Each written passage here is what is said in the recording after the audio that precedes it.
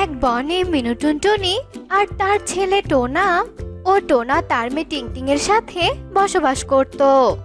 টিংটিং জন্মানোর পরপরই টুনি মারা যায়। টুনি মারা যাওয়ার কারণে টোনা আর মিনু সবসময় টিংটিংকে দোষারোপ করত। একদিন, বাবা, ও বাবা, দেখো না, আমার পুতুলের একটা হাত ভেঙে গেছে। তুমি একটা নতুন পুতুল এনে দেবে বাবা। পুতুলটা কত পুরনো হয়ে গেছে। এই পুতুল ছাড়া যে আমার খেলার জন্য আর কোনো পুতুল নেই বাবা।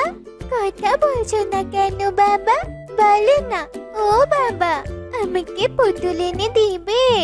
টিংটিং এর এসব কথা শুনে টোনা ভীষণ রেগে যায় আর রেগে টিংটিং এর গালে জোরে একটা থাপ্পড় বসিয়ে দেয় আর বলে, তুই দেখছিস না আমি এখানে বসে ল্যাপটপে অফিসের কাজ করছি, তারপরেও কেন কানের কাছে এসে ঘ্যান ঘ্যান করছিস?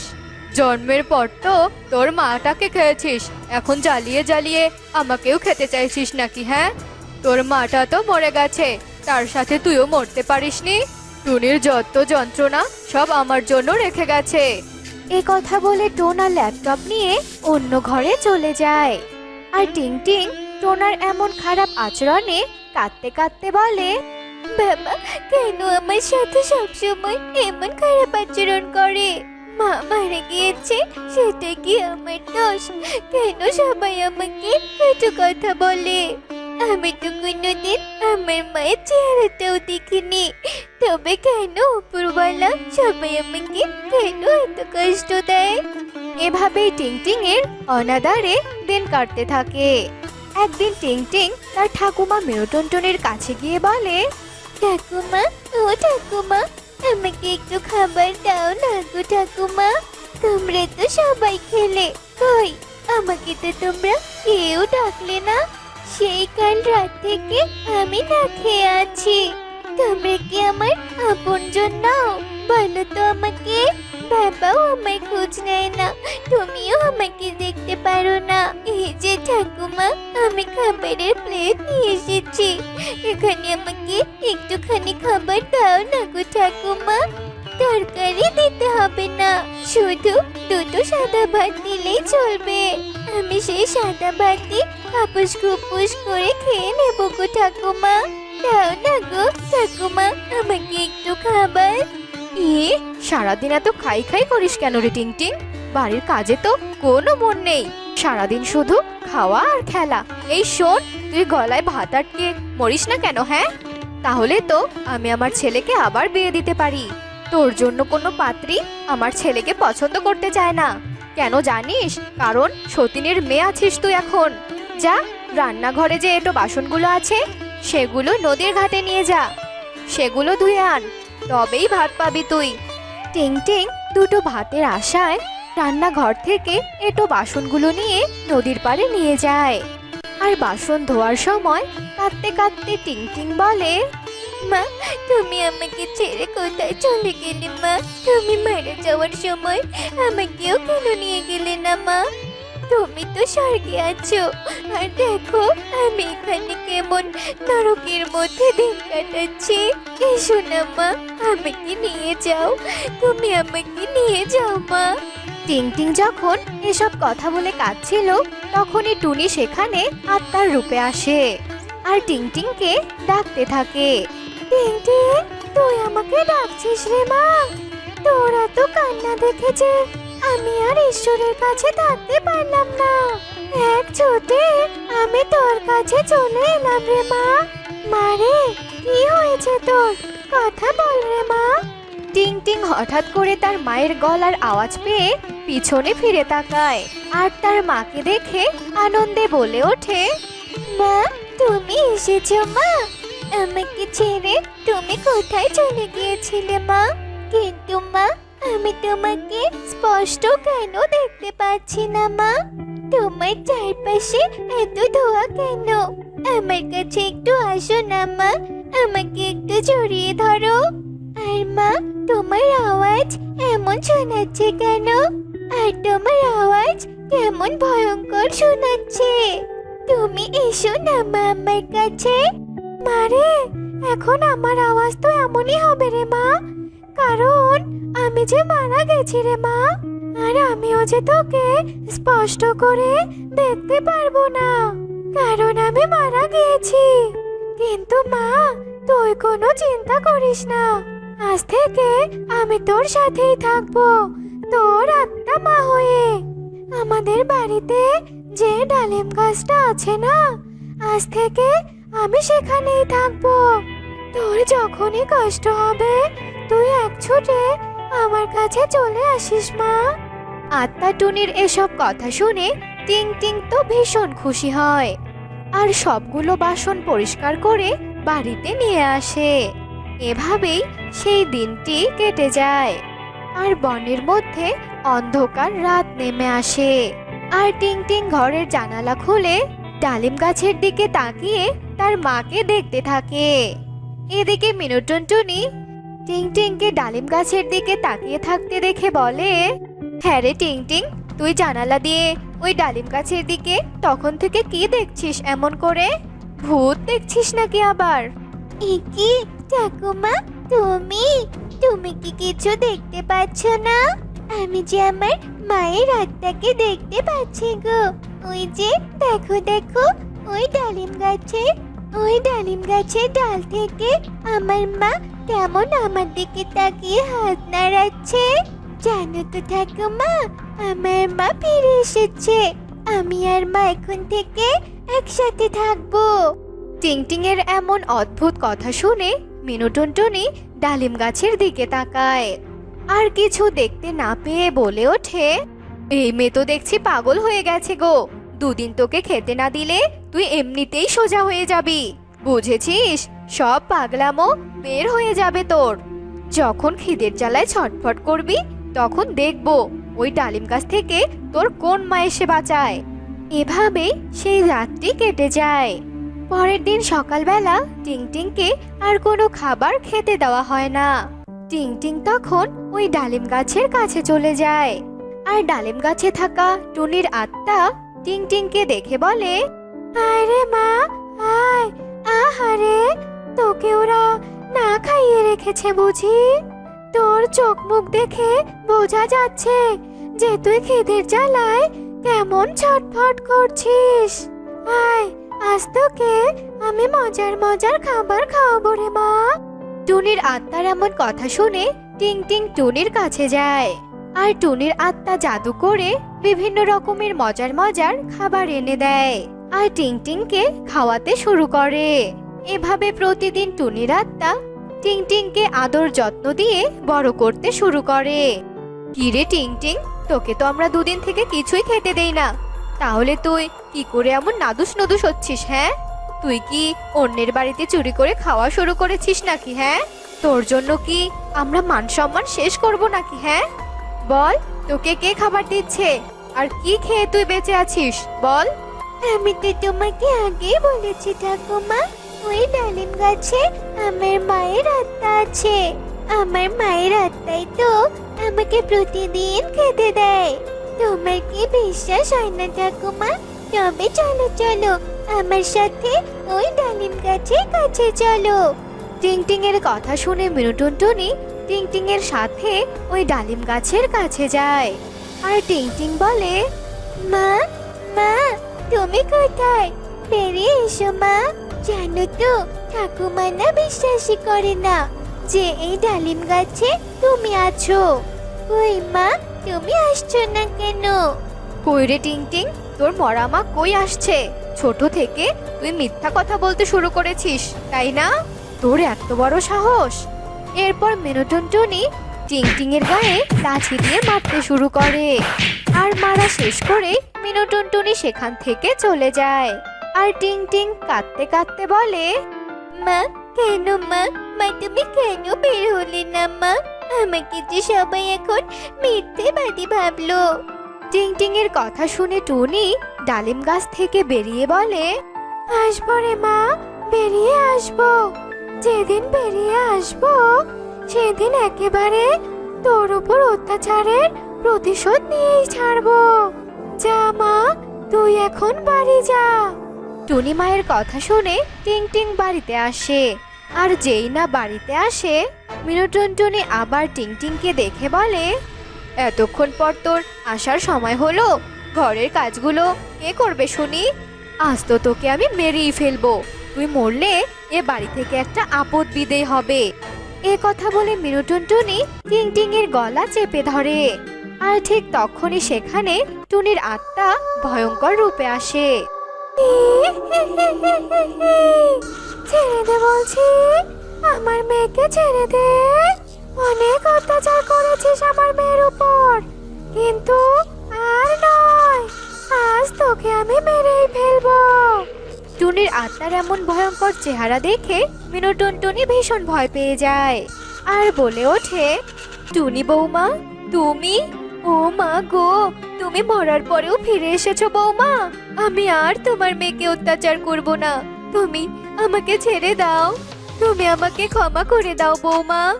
টিংটিংকে আমি পরিবার হারা করতে চাই না, তাই তোকে আমি মাফ করে দিলাম।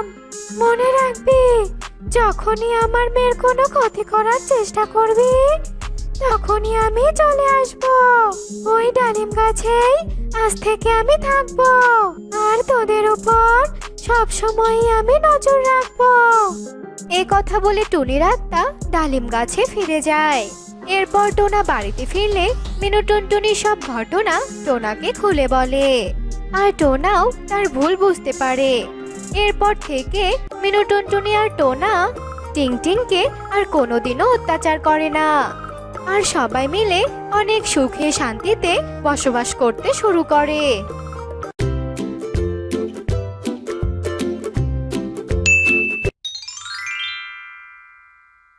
কিছুদিন পর তো আমি ডিম দেব, অথচ আমার একটা বাড়ি নেই। আমার ডিম ফুটে তো কিছুদিন পর তো আমার ডিম ফুটে ছানা বের হবে, আর ছানাদেরকে ঘরে রেখে তো আমাকে আবার খাবার খুঁজতে যেতে হবে। আমার ছানারা তো বাসায় একাই থাকবে, তখন যদি আবার কোনো শিকারী পাখি এসে আমার ছানাদের কোনো ক্ষতি করে, না না, তা আমি হতে দেব না। যাই, জঙ্গল থেকে কিছু কাঠ আমি খুঁজে নিয়ে আসি। কাঠ তো আমি পেয়ে গেলাম, এবারে আমাকে ভালো একটা গাছ খুঁজতে হবে, কিন্তু আমি কোন গাছটা নেব? টুনি এদিক ওদিক তাকিয়ে গাছ খুঁজতে থাকে। হঠাৎই একটা বড় গাছ দেখে টুনি বলতে থাকে, পেয়েছি পেয়েছি, আমি এই বড় বট গাছটার ডালেই ঘর বানাবো। না না বাবু, আর দেরি করে কোনো লাভ নেই, যাই আমি বরং আমার কাজে লেগে পড়ি। টুনি কাঠ দিয়ে বট গাছের ডালে একটি বাড়ি বানাতে থাকে। অর্ধেক বাড়ি বানাতেই সমস্ত কাঠগুলো শেষ হয়ে যায়। এই যা, কাঠগুলো কিনা শেষ হয়ে গেল, আবারও বাড়ি বানাতে যেতে হবে কাঠ খুঁজতে। চল টুনি চল, তুই আর দেরি করিস না। এরপর টুনি জঙ্গলের উদ্দেশ্যে উড়াল দেয়, আর ঠিক তখনই টুনির অর্ধ বাড়ির সামনে যজ্ঞ আসে। কতদিন হয়ে গেল আমি একটা নতুন বাড়ি বানাতে পারছি না, আর এই ছোট্ট টুনি কিনা নিমিষে একটা বাড়ি বানালো। এই ছোট্ট গরিব টুনি নতুন ঘরে থাকবে, আর আমি কিনা পুরোনো ঘরে থাকবো? না না, তা কিছুতেই হতে পারে না, আমি এক্ষুনি এই ঘরটা ভেঙে দেবো। হ্যাঁ, আমার নাম হলো যজ্ঞ কাক, আমি কখনো কারো ভালো দেখতে পারি না, কারো না। যজ্ঞ সেখান থেকে চলে যায়। কিছুক্ষণ পর টুনি সেখানে সামান্য কিছু কাঠ নিয়ে আসে। এরপর সে তার ভাঙা বাড়ি দেখে ভীষণ কাঁদতে থাকে। এ কি, আমার বাড়িটা এভাবে কে ভাঙলো? আমি তো একটু আগে বাড়িটা বানিয়ে রেখে চলে গেলাম, তবে কি এখানে কেউ এসেছিল? কে কে এমনটা করলো? আরে ওই তো তোতা দাদা যাচ্ছে, আমি বরং তাকে গিয়ে জিজ্ঞেস করি। এরপর টুনি উড়ে তোতার কাছে যায়। কি ব্যাপার রে টুনি, তোর আবার কি হয়েছে? তুই এভাবে কাঁদছিস কেন? আসলে দাদা, আমি না বাড়ি বানানোর জন্য জঙ্গল থেকে কাঠ এনেছিলাম। অর্ধেক বাড়ি বানানোর পর আমার কিছু কাঠের কমতি পড়ে, তাই আমি আবারও কাঠ আনতে যাই। কিন্তু দেখো, ফিরে এসে আমি দেখি কে যেন আমার কাঠের ঘরটা ভেঙে ফেলেছে। দাদা, তুমি কি দেখেছো আমার ঘরটা কে ভেঙেছে?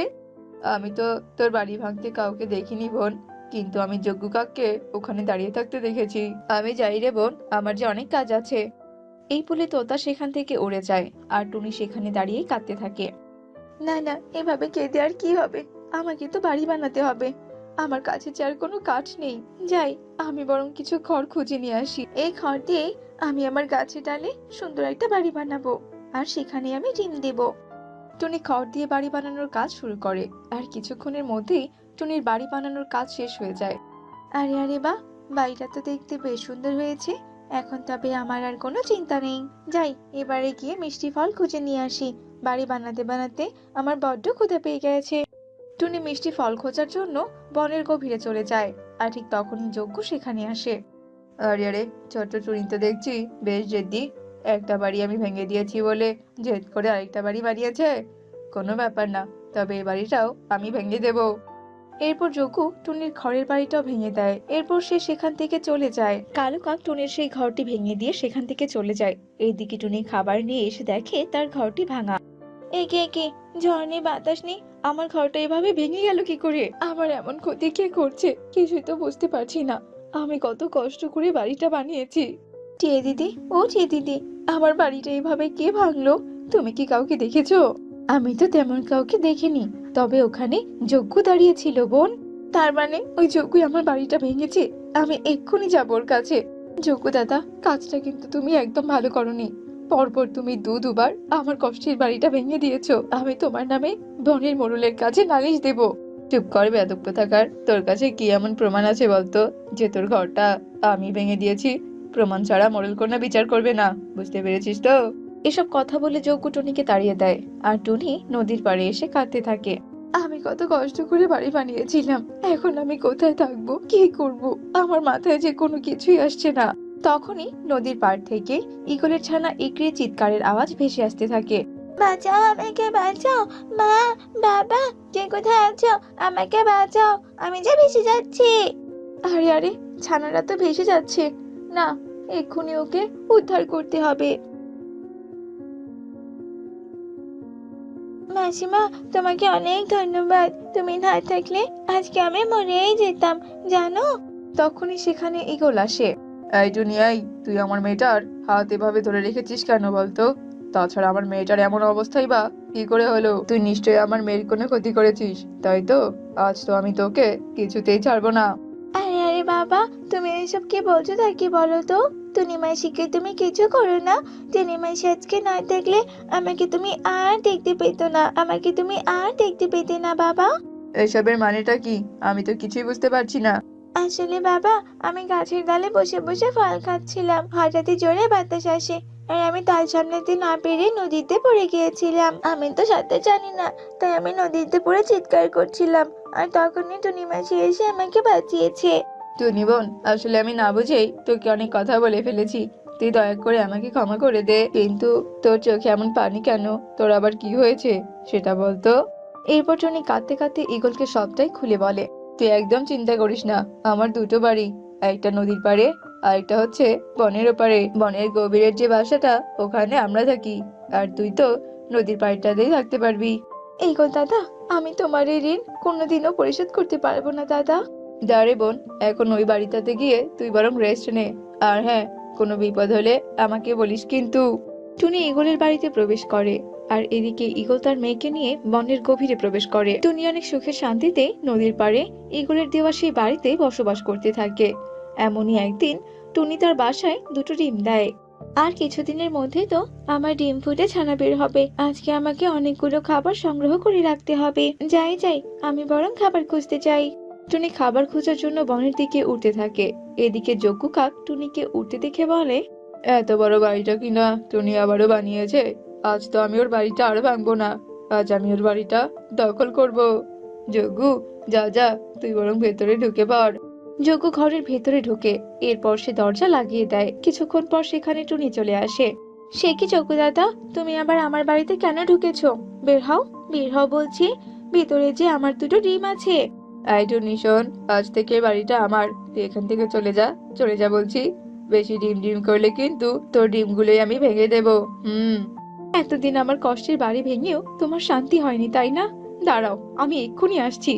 এরপর টুনি উড়ে গিয়ে ঈগলকে সবটা বলে আসে। সব শুনে তো ঈগল ভীষণ রেগে যায়। তুই আমার সঙ্গে চল টুনি, আজ আমি ওই যজ্ঞকে মজা দেখাবো। শয়তান যজ্ঞ, তুই আমার বোনের বাড়ি দখল করবি তাই তো? দাঁড়া। এসব কথা বলে ঈগল যজ্ঞর উপর আক্রমণ করতে শুরু করে, আর যজ্ঞ আহত হয়ে সেখান থেকে পালিয়ে যায়। আর এরপর থেকে টুনি ঈগলের বাড়িতে একাই সুখে শান্তিতে বসবাস করতে শুরু করে। কে যায় রে? পাশের বনের বান্টি কবি তোর নাকি? এই হলো তো, এত করে ভাবলাম আমি এই শয়তান লাউটার সামনে পড়বো না, কিন্তু তা কি করে সম্ভব? খবরদার মুখ পুরি লাউ, একদম বাজে কথা বলবি না।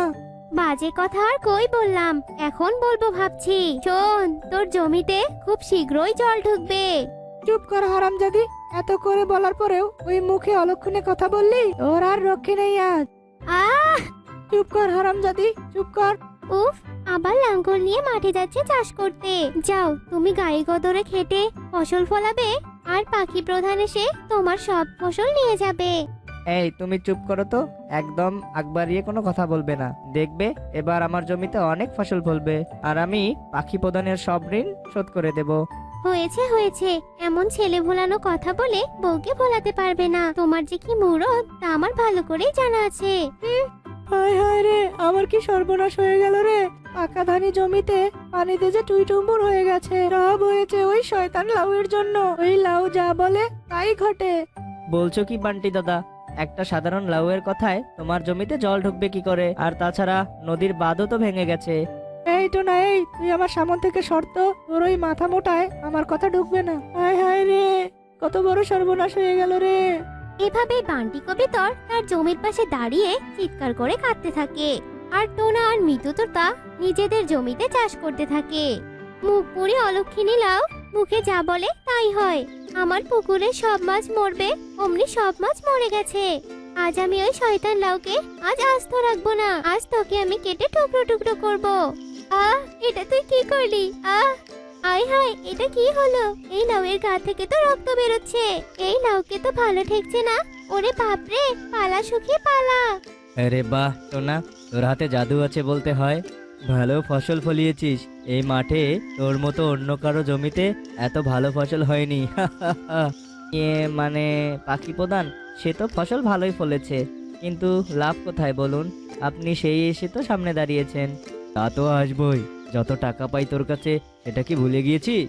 আরে রাজু, তুই আবার হাবার মতো দাঁড়িয়ে দেখছিস কি? যা, টোনার কাজে হাত লাগা। আর শোন, ধান কাটা হলে সব ধানগুলো নিয়ে আসবি। আচ্ছা প্রধান মশাই। এ কথা বলে রাজু টোনার সাথে ধান কাটতে শুরু করে। এরপর পাখি প্রধান চলে যায়। রাজু আর টোনা মিলে সারাদিন পরিশ্রম করে ধান কাটে, আর সব ধান রাজু ভ্যানে করে নিয়ে যায়। হায় বিধাতা, আর কতদিন আর কতদিন এভাবে পাখি প্রধান আমার সব ফসল নিয়ে যাবে? কতদিন আমার ঋণের খানি টানতে হবে? কতদিন? আরে টোনা, এভাবে কাঁদছিস যে, ওই পাখি প্রধান কি আবারও ঋণের দোহাই দিয়ে তোর সব ফসল নিয়ে গেল নাকি? নিয়ে যাবে না আবার? টোনা নাকি পাখি প্রধানের কাছে অনেক টাকা ঋণ নিয়েছিল। বলছি কি টোনা, তুই মনে হয় এই জন্মে এত ঋণ আর শোধ করতে পারবি না। আমি বলি কি, এরকম আর নেকা কন্যা না করে তুই ওই অলক্ষণী লাউটার কাছে যা।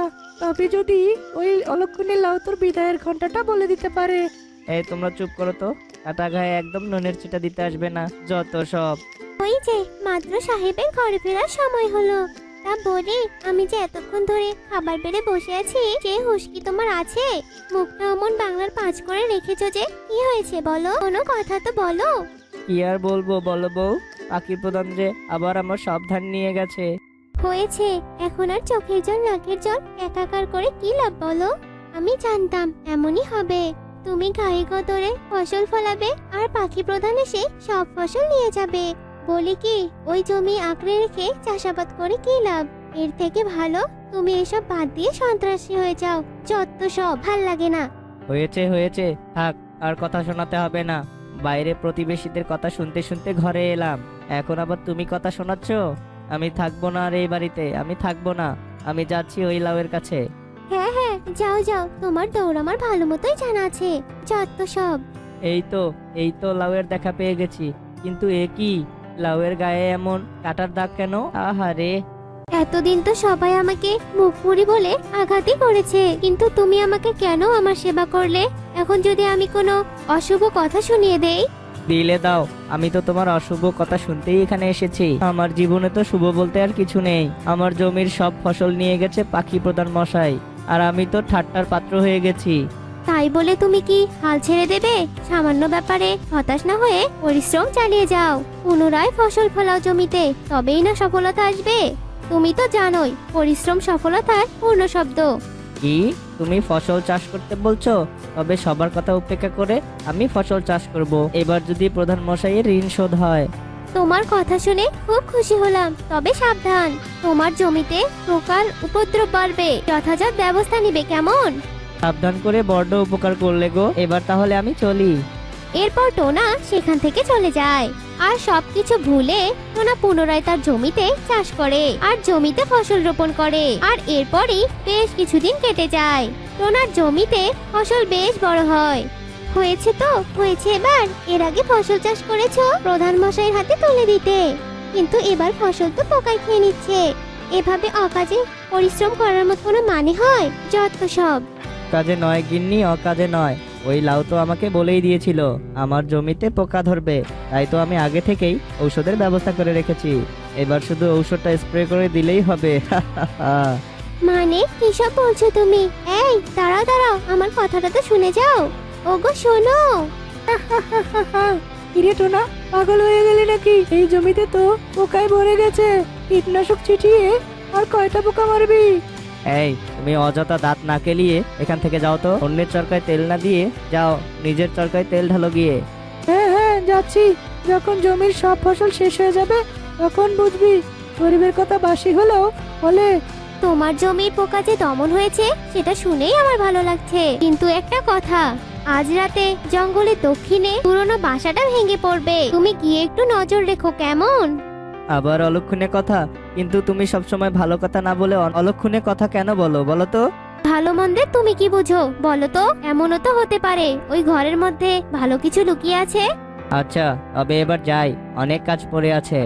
বাবা, চারদিকে কেমন ঘুটঘুটে অন্ধকার, একেবারে আমাবাসার চাঁদের মতো হয়ে, যেন গাটা একেবারে ঝমঝম করছে। ওরে বাবারে, আরে আরে, লাউয়ের ওই কথাটাও তো সত্যি হলো, ঘরটা তো ভেঙে পড়লো, কিন্তু এসবের মাঝে ওগুলো কি চকচক করছে? এ কি, এগুলো যে সোনার মোহর! আমার তো ভাগ্যের চাকা ঘুরে গেল রে। ধুত্তেরিকা, এত রাতে আবার কে শব্দ করছে? নিশ্চয় আমার এই ঘাটের মরা স্বামীটা। এই বৌদ্ধ স্বামীটাকে নিয়ে আমি আর পারি না। এই দেখো বউ, কতগুলো সোনার মোহর, এবার আমরা ধনী হয়ে যাব। এসব এসব কি সত্যি? এসব কোথায় পেলে গো? আমি তো কিছুই বুঝতে পারছি না। এসবই ওই কলা গাছে লাউয়ের কেরামতি। ওই লাউ শুধু অশুভ কথা বলে না, অশুভ কথার মাঝেও ভালো কিছুরও ইঙ্গিত দেয়। তাই সবসময় তুচ্ছ বস্তুর অশুভ কথায়ও অমঙ্গলজনক না ভেবে সেই সব কথাগুলোরও উপলব্ধি করা উচিত। অনেক তুচ্ছ বস্তুই অনেক মূল্যবান জিনিসের সন্ধান দিতে পারে। এবার চলো তো আমার সাথে, কোথায়? গেলেই বুঝতে পারবে। আমি তোমাদের জন্যই অপেক্ষা করছিলাম। তুমি তাহলে সোনার মোহর পেয়েছো? তুমি সব জানতে, কিন্তু তুমি একটা লাউ হয়ে এসব কি করে জানো গো? আমি দেখতে লাউ হলেও পূর্বে আমি লাউ ছিলাম না। আমিও তোমাদের মতো পাখি ছিলাম। আমার নাম ছিল মিনু। আমাদের বনে ছিল একটা পরী, আর ওই পরীর ডানা দেখে আমার খুব হিংসে হয়েছিল। আর বারবার মনে হয়েছিল আমার থেকে ওই পরীর পাখা কেন বড় হবে। তাই রেগে আমি পরীর পাখায় তীর ছুড়ি, আর পরী আহত হয়। তারপর পরী আমায় অভিশাপ দিয়ে লাউ বানিয়ে দেয়। আমি লাউ হলেও ভবিষ্যৎ দেখার ক্ষমতা লাভ করি, আর ভবিষ্যৎ দেখেই সবাইকে সচেতন করতাম। আর আমার কথা শুনে টোনা উপকৃত হয়েছে। এবার আমার মুক্তি মিলবে, কারণ আমার মুক্তির শর্তই ছিল অন্যের উপকার করা। এ কি, এটা তো সত্যি পাখি। তবে এটা সত্যি, তুমি আমাদের অনেক উপকার করেছো। এবার আমি পাখি প্রধানের মুখের উপর মোহর ছুঁড়ে ঋণ শোধ করব। আচ্ছা, তবে তোমরা এখন থাকো, আমি চলি। আমার নিজ গন্তব্যে ফিরতে হবে। এ কথা বলে মিনু সেখান থেকে চলে যায়, আর টোনাটুনিও বাড়িতে ফিরে আসে।